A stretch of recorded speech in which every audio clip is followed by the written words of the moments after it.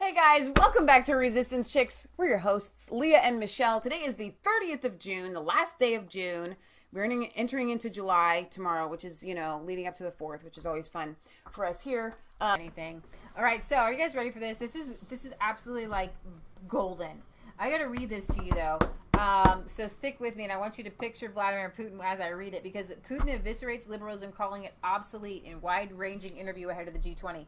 In an exclusive interview on FT on Thursday, Russian President Vladimir Putin touted the growth of a national populism in Europe, is what we cover, and America, while saying that liberalism is spent as an ideology. He spoke on numerous issues at length, which they have broken down in this article. On the eve of the G20 summit, Putin said that the liberal idea had outlived its purpose as the public has turned against immigration and multiculturalism. His pushback on liberalism aligns Putin with leaders like U.S. President Donald Trump, Hungary's Viktor Orban, Matteo Salvini, and the Brexit insurgency in the UK. Putin says, liberals cannot simply dictate anything to anyone, just like they have been attempting to do over the recent decades. On immigration and refugees, he said that Chancellor Angela Merkel's decision to admit over 1 million refugees to Germany was... You said that you wanted them to envision Putin while you read this, so I decided to make that a thing. Was a cardinal mistake. There you go. And that's not Photoshop, President by the way. Donald Trump for trying to stop migrants and drugs to Mexico. Putin says this liberal idea presupposes that nothing needs to be done, that migrants can kill, plunder, and rape with impunity because their rights as migrants have been protected. Every crime must have a punishment. The liberal idea has become obsolete. It has come into conflict with the interests of the overwhelming majority of the population. On election interference, while Putin has been targeted in the U.S., namely for attempting to interfere with the country's election, Putin denied it and called the idea mythical interference. What's happened in the U.S. and how did it happen? In the U.S., the leading U.S. companies, their managers, shareholders, and partners made use of these benefits. The middle class hardly benefited from globalism. The Trump team sensed this very cleanly and clearly, and they used this in an election campaign. It is where you should look for reasons behind Trump's victory rather than any alleged foreign interference, and that's why the Democrats don't want to talk about it. The China-U.S. trade war, I don't want to write about that. The nuclear arms race, the Cold War was a bad thing, but there were at least some rules that all participants in international communications more or less adhered to or tried to follow. Now it seems there are no rules at all. It talks about Venezuela and Syria, relations with the UK. I think Russia and the UK are both interested in fully restoring our relations. On the North Korea, what we should be talking about is not how to make North Korea disarm, but how to ensure the unconditional security of North Korea. We must show respect.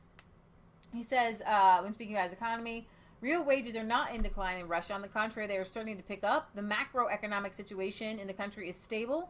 As for the central bank, yes, it is engaged in a gradual improvement of our financial system. Spies and treason, sexual diversity. He says, Putin claims that the liberal government have pursued a mindless multiculturalism that embraces sexual diversity.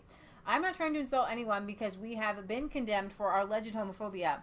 But we have no problem with LGBT persons. God forbid, let them live as they wish. But some things do appear excessive to us. They claim now that children can play 5 or 6 gender roles. Let everyone be happy. We have no problem with that. But this must not be allowed to overshadow the culture, traditions, traditional family values of millions of people making up the core population. Thank you. What did you say last night? Mic drop, Putin, baby. You said something last night.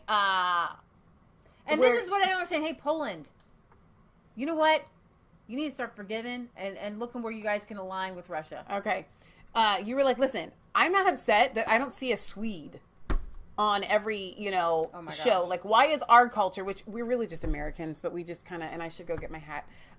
But seriously, this cultural diversity, this sexual diversity, We were watching a cute little British-based, fun dog movie last night. It was really cute. It's called Patrick. You guys... You have a different look. There's a British look about you, and I don't look like you people. Okay, and the Brits do look very special in their movies. You get they have a look about them. It's I would say it's just what y'all find attractive over there may not be exactly what we find attractive. Assuming that you put your most attractive people forward in your movies. Just saying. She's not trying to be rude. I'm just saying that I don't see myself a lot, but I'm not going around and diversity. Yeah. You know what I mean? Right. All right. So we love the Brits in movies. Americans are actually obsessed with them. Yeah, I just little subtleties. The Right. Irish look a certain way. The Irish definitely look a certain way. Germans look a certain way. Right. And obviously the Swedes. And But the we want Scandinavian more representation. Ooh, speaking of look a different. They just kind of look a little different. movies and the UK and diversity, Uh-huh. in all propaganda now of any sort whatsoever in the UK, from what I understand, can no longer have gender norms. No. So in an advertisement, Mom's cleaning, I guess that's you not can't a have a thing. mom cleaning, so it always has to be a dad cleaning, or you can't have anybody You can't cleaning. make fun of dads sitting on the couch. Okay, so you can't make fun of dads. What about a couple getting married, like a heterosexual couple getting married? Can that be in an advertisement? Idea how you're going to sell wedding dresses. I know, this is very strange. So when they want to sell, like over here, I kind of am against this, but they sell tampons and maxi pads and so on and so forth, feminine hygiene products, I will call them, here in the United States. Are we now going to have men advertising those? Are we going to have men advertising for makeup? It's very stereotypical to say that women are going to use those products. What about all these commercials for erectile dysfunction? Should we have women advertising for those? That is true. Same thing with because that's too gender normative, and it makes me uncomfortable. What about facial shaving products? Why do you never see a woman shaving her face? Because guess what? Some women we have use facial tweezers, hair. tweezers to get rid. We use tweezers to get rid of our facial hair. So that's why. We use tweezers. We use tweezers. That's a new normative there. But seriously, I would like to see some women shaving their faces. I want to see some men shaving their legs. I don't want to see a man in a flannel with an axe, like a lumberjack type. Forget thing. that. No more brawny. No. Brawny paper towels. That guy's gotta go. And the Jolly Green Giant. Gotta go. Can't sell your green beans now. Nope. Mm-mm. Ho ho ho. Yeah. Oh, and forget Mr. Clean. Yeah, Mr. Clean, Mr. Clean. That's a stereotype that bald, strong men can clean well. Right. Because that's which actually that is an anti. That actually was kind of one of the original.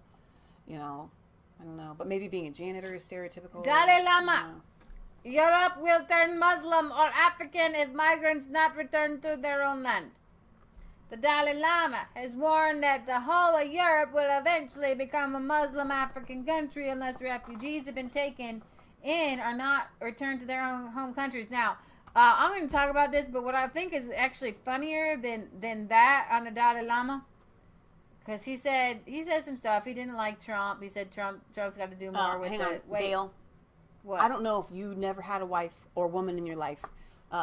You have to have had, or maybe you just had one of those amazing ones, or an Asian one. I don't know. But Dale says women don't get facial hair. Well, I think he's trying to say that women don't get facial we don't hair get the facial hair that would need a shave. You're correct about that. But with the twizzers, we need the twizzers. Okay, I'm just saying. Okay, Yeah. it's the thing. Men don't like to hear that women have to use twizzers. Yeah. But we do. Yeah, the twizzers. All right. The Dalai Lama says his successor, if female, must be more attractive. I'm going to get back to the migrant thing, but I thought this was hilarious. The Dalai Lama says Wednesday that if he has succeeded in his role as a Buddhist leader by a woman. Now, I always thought that the Buddhists were men monks, but no, you can be women monks now too because they're open. Despite receiving pushback for several comments he made in 2015, an extensive interview with the BBC. So this seems like not just sexist to me, because that's not the right word, but there's probably not a word for it when you say someone has to be attractive, which is also subjective. You once said that you would be open to a female successor. Is that possible? So you also told one of my colleagues that the female must be attractive, otherwise it's not much use. He giggled. He says, yes, that is the one time. Can you see why that comment upset a lot of women? If a female Dalai Lama comes, then she should be more attractive. If female Dalai Lama makes ugly face, then people, I think, prefer not to see her that face. Oh my goodness. Yes, a lot of women would say that's objectifying women and it's about who you are on the inside. He says, yes, I think both. I'm going to see, because I don't think that's the video. I want to see him say that. That is hilarious. I'm not listening to Dalai Lama no more. No I never more listened to Dalai him before. Lama. But like I said, though, being attractive is subjective, because you see couples all the time and you kind of go I don't know how you found that person attractive. And they just love that person so much. And it's all about beauty is in the eye of the beholder, the person beholding said beauty, you know? And there are some people that like everybody finds attractive and I go, huh? Like movie stars and stuff that people fawn over. Like somebody just said in the chat, women fawn over Putin. They do what? You don't fawn over that man. Now, I fawn over his personality because I think it's fantastic. But looks-wise, I ain't seeing it. Just not. I think he's an average person. You know, not anybody to fawn over. You're supposed to fawn over people that are above average. But his personality is, which is probably why I would say that the women fawn over him. Not because of his shirtless horse riding. You know what I'm saying? You feel me on that? The women watch and feel me because they all know when they're looking at Putin, he's, you know, and I think he's kind of a smaller person. He's a smaller dude. He's a small dude. There's nothing wrong with small people. Big personality. Rides a horse. No, this is part You once said that you there it is. would be open to a female successor. That's also possible. You also told one of my colleagues that that female must be attractive, otherwise it's not much use. Okay, yes. Can you see why that comment upset a lot of women? That's one thing. If female Dalai Lama comes, and it should be more attractive. If female Dalai Lama, oh God, then people, I think, prefer not to see that face. Yes, a lot of women would say that's objectifying women, and it's about who you are inside, isn't it? Yes, I think both. Okay. Both. Now, I think that when you are searching for a potential mate, that both are important. When you're searching for a Dalai Lama or any other regular position, it's What really does he only when think you're about his searching for a face? mate. I know. Do the people listen to him because of his face? He looked like himself. He looks like the face he made before he made his face. So I don't know. People just listen to you anyways. Wow. Oh my my gosh. word. So, Britt Bob says, Michelle, sexual stereotypes, equality adverts will now be acted out by the descendants of the PG tips chimps, politically, from the T adverts. All right. So European countries should take these refugees and give them education and training. The aim is to return them to their own land with certain skills, he said. A limited number is okay, but the whole of Europe will eventually become Muslim or an African country. It's impossible. Receive them, immigrants, help them, educate them, but ultimately they should develop in their own country. Racist. I think Europe belongs to the Europeans. He's a racist. That Dalai Lama, that racist Dalai Lama. So, word. all right, you guys. We will see you back later this week. I'm going to try to do a Bible study. Not sure when, but at some point, Lord willing. So, and don't forget to check out Patriot Gallery's stream video from last night, which was really, really good. I actually stayed awake. I was falling asleep, but I stayed awake till the end to listen to it because I was so into it. So I want you to check that out. And thank you, Patriot Gallery, for putting out content when Leah and I can't do it. So, all right. We love you guys. God bless.